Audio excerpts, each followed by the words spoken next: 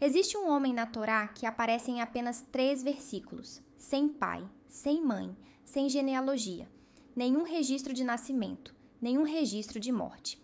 E mesmo assim, Avraham, ou Abraão, o pai da fé, se curva diante dele e entrega o dízimo de tudo o que tem. 1000 anos depois, Davi escreve um salmo sobre esse homem. E 1000 anos depois de Davi, uma carta do Novo Testamento constrói um argumento inteiro, não sobre o que a Torá diz a respeito dele, mas sobre o que a Torá não diz. Quem é Melquisedeque? A resposta talvez não esteja no que o texto fala. A resposta está no que o texto silencia.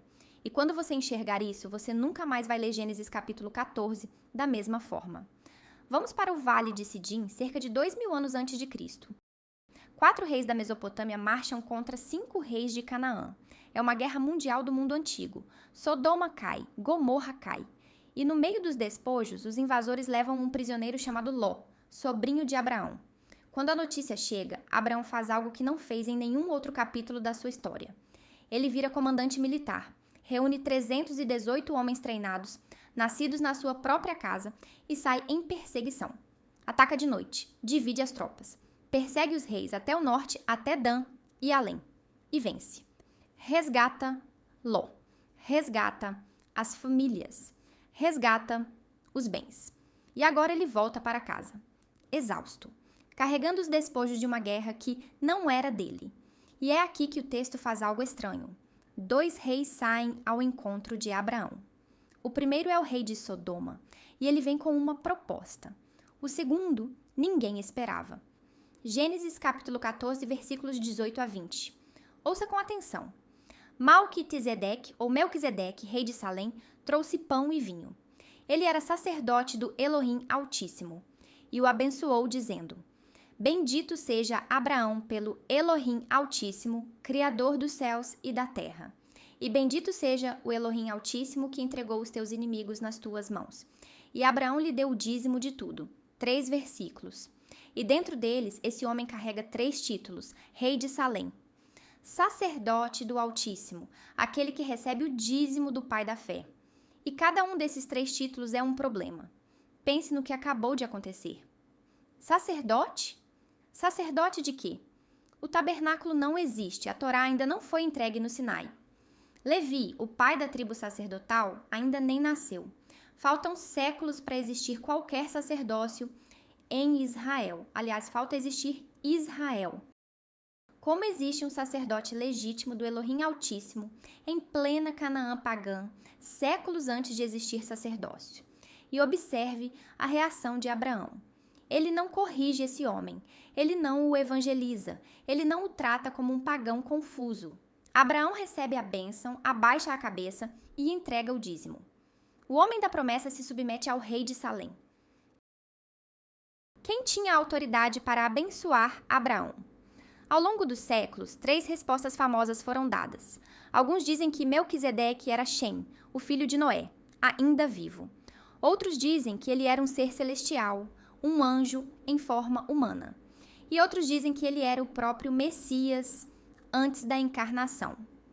Neste vídeo, nós vamos examinar as 3.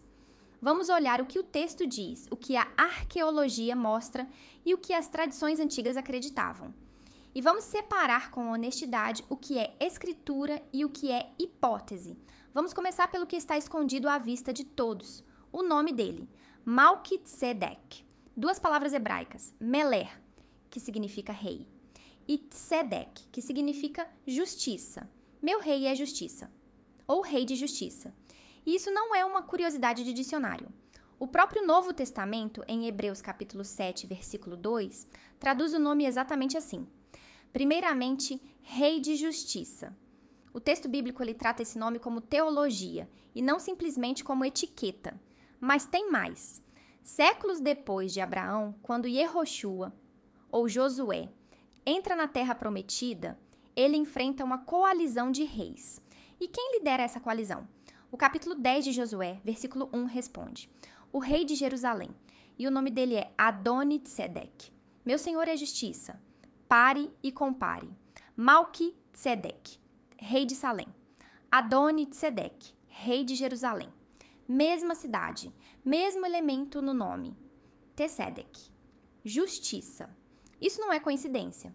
Tzedeq parece ter sido um título dinástico dos reis daquela cidade, o que significa que Gênesis 14 preservou uma convenção real autêntica, antiga, verificável dentro da própria Bíblia. O texto sabe do que está falando. E a cidade, Salém, é Jerusalém. E não precisamos adivinhar. O Salmo 76, versículo 2 declara: Em Salém está o seu tabernáculo e a sua morada em Sião. Salém e Sião em paralelo. A mesma cidade. E o nome Salém carrega a raiz de Shalom, paz. Rei de Salém é rei de paz. E, de novo, é Hebreus capítulo 7 que faz essa leitura. Agora o título. Sacerdote de El Elyon, ou Elohim Altíssimo, Criador dos céus e da terra. E aqui os críticos levantam a mão. Eles dizem que El e Elyon eram nomes conhecidos no mundo cananeu, e que Melquisedeque seria apenas um sacerdote pagão de um deus local. Mas o próprio texto responde. 2 versículos depois, em Gênesis 14, versículo 22, Abraão jura, e ouça as palavras dele. Levanto a minha mão a Yahvé, El Elyon, Criador dos céus e da terra. Abraão funde os nomes. O Elohim Altíssimo que Melquisedeque serve é Yahvé. Abraão reconhece. O sacerdote de Salém serve o mesmo Elohim que o chamou de Ur. E ainda falta um detalhe. O que Melquisedeque traz nas mãos? Pão e vinho. No contexto, isso é hospitalidade real. É a provisão de um rei para um exército exausto. O texto não diz que é um ritual. Não vamos colocar na cena o que a cena não diz, mas guarde essa imagem. Pão e vinho nas mãos de um sacerdote recebendo um homem cansado depois da batalha. Guarde essa cena. Nós vamos voltar a ela. Então temos o nome resolvido, a cidade resolvida. Mas tem mais, porque 1000 anos depois, alguém abre esse processo de novo. E esse alguém é o rei de Israel. E então, 1000 anos depois, Davi conquista exatamente a cidade de Melquisedeque, segundo Samuel, capítulo 5. Davi toma Jerusalém dos jebuseus e faz dela a sua capital. Agora Davi senta no trono da cidade de Melquisedeque. Reina do lugar onde 10 séculos antes, um rei sacerdote abençoou o seu antepassado. E é nesse contexto que Davi escreve um dos salmos mais citados de toda a Bíblia, Terrilim, ou Salmos, capítulo 110. Olhe a frase com cuidado, versículo 4. Jurou Yahvé e não se arrependerá. Tu és sacerdote para sempre, segundo a ordem de Melquisedeque. Cada palavra dessa frase é um terremoto. Primeiro, Yahvé jura. Linguagem de juramento é rara e absoluta. Não é uma sugestão. É um decreto selado. Segundo, para sempre. Não é um sacerdócio hereditário que passa de pai para filho e morre com cada geração. É perpétuo.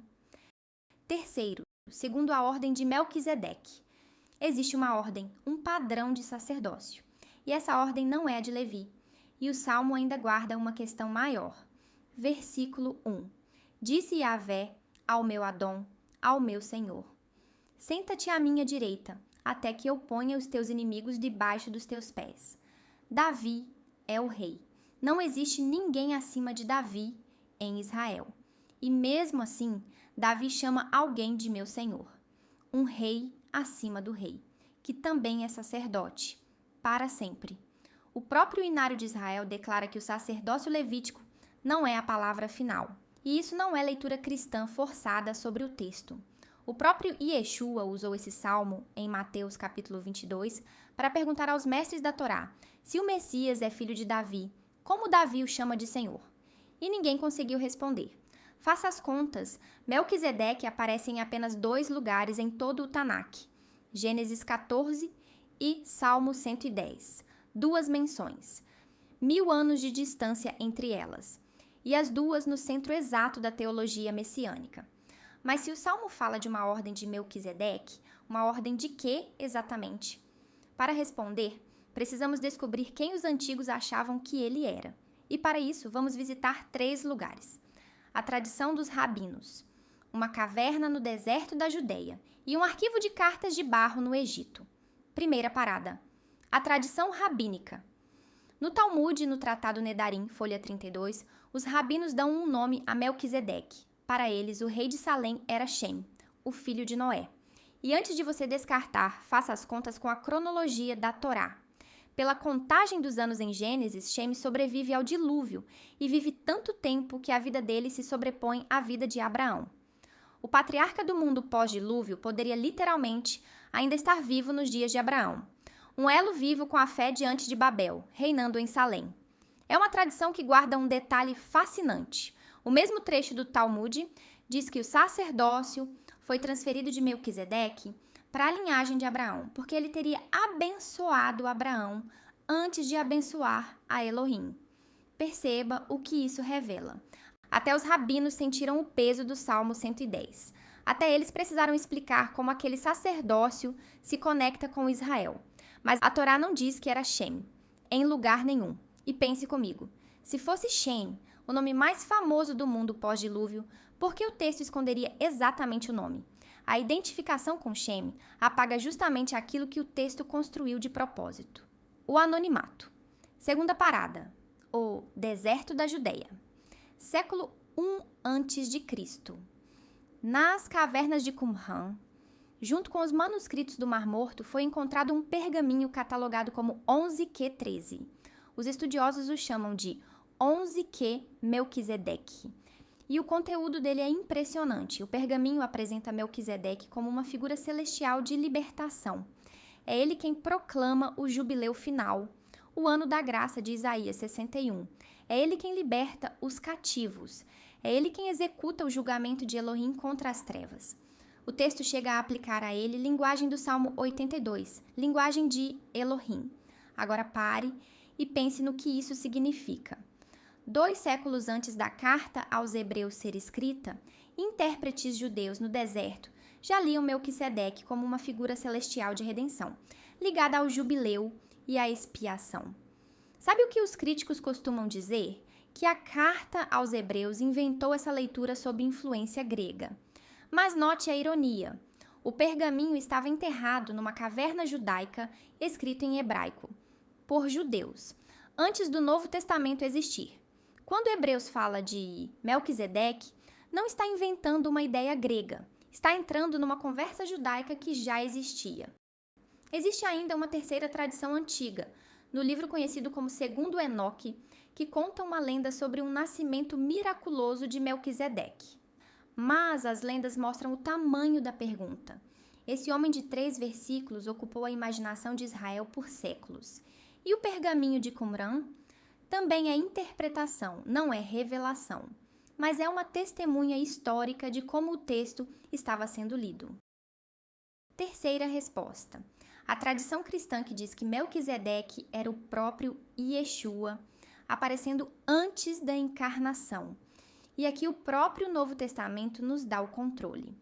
Hebreus capítulo 7, versículo 3, escolhe uma palavra grega muito precisa. Afomiomenos.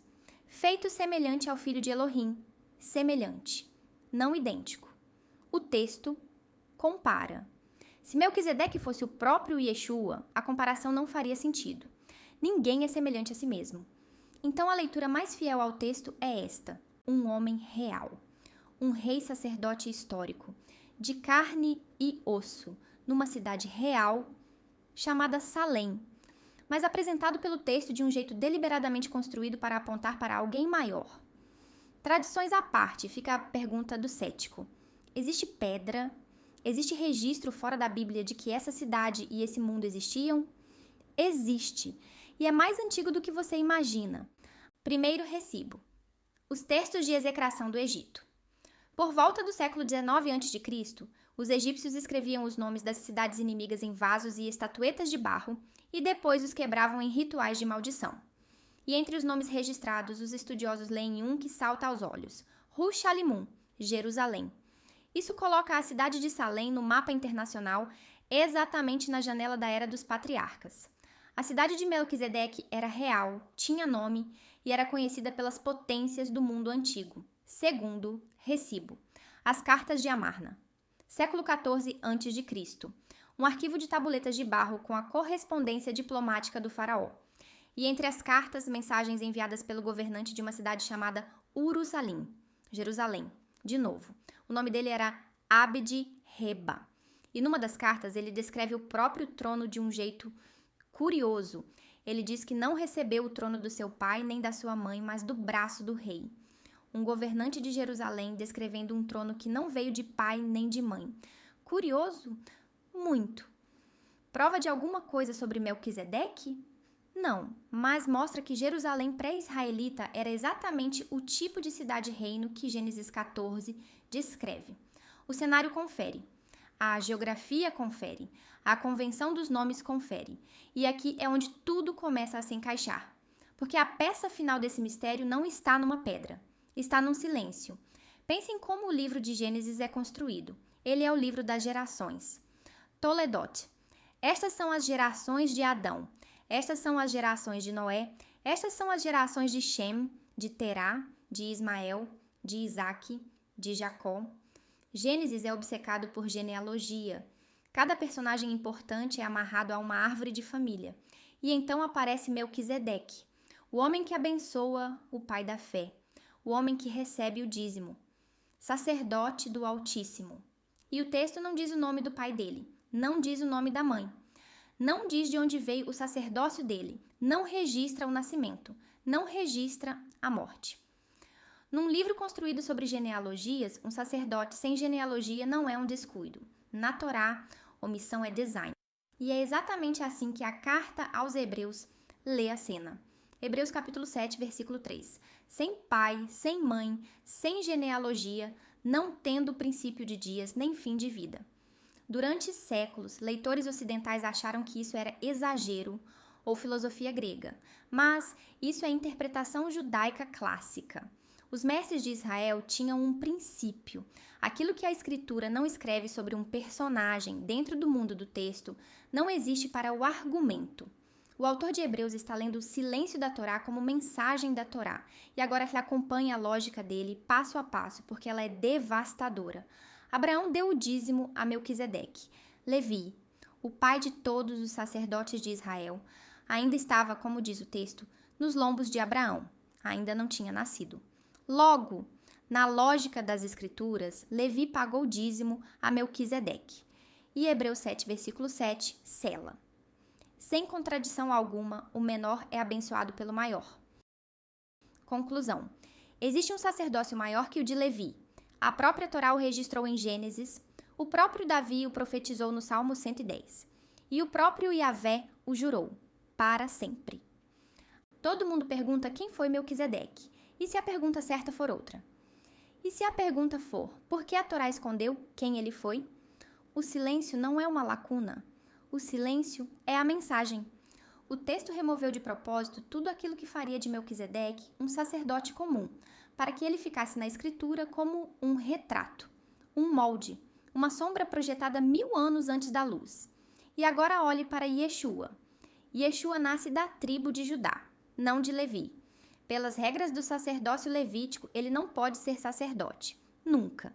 E os adversários dele sabiam disso. Mas o Salmo 110 já tinha resolvido o problema 1000 anos antes. Tu és sacerdote para sempre, segundo a ordem de Melquisedeque. Um sacerdócio por juramento, não por genealogia. Um sacerdócio que não começa com Levi e não termina com a morte. A Torá não foi quebrada. A Torá foi cumprida por uma ordem mais antiga que ela mesma. E quando você aceita isso, 3 detalhes soltos do começo deste vídeo se encaixam de uma vez. Primeiro detalhe: rei e sacerdote. Em Israel, essas duas coroas eram legalmente separadas. Reis vinham de Judá, sacerdotes vinham de Levi. E quando um rei tentou cruzar essa linha, o rei Uzias, entrando no templo para queimar incenso, foi ferido com lepra na própria testa. Segundo Crônicas, capítulo 26. As coroas não podiam se unir. E mesmo assim, o profeta Zacarias, no capítulo 6, versículo 13, profetiza sobre o renovo. Ele será sacerdote no seu trono. Rei e sacerdote na mesma pessoa. A combinação proibida. E em toda a escritura, essa combinação tem um único precedente legítimo. Melquisedeque. Segundo detalhe. Lembra da cena que eu pedi para você guardar? Pão e vinho. O sacerdote de Salém recebe Abraão vitorioso e exausto, com pão e vinho nas mãos. E 1800 anos depois, na noite da sua última Páscoa, Yeshua toma nas mãos exatamente pão e vinho. Gênesis 14. Não é o rito, mas a sombra e o corpo conversam. A primeira aparição de um sacerdote na Bíblia já vem com pão e vinho nas mãos.